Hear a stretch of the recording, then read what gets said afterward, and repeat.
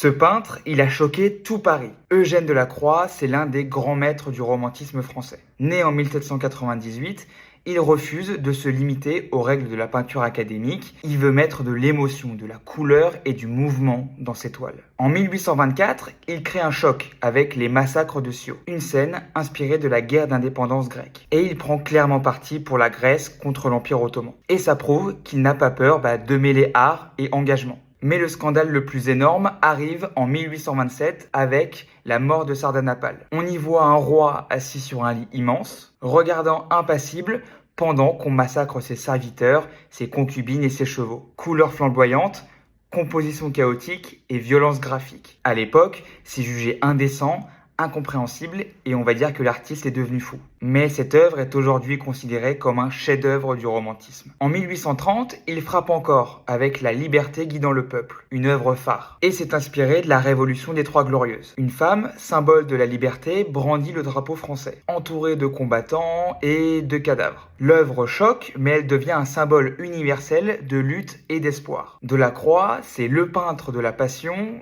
du drame et de la couleur. Et son influence marquera des générations, jusqu'aux impressionnistes et à Van Gogh.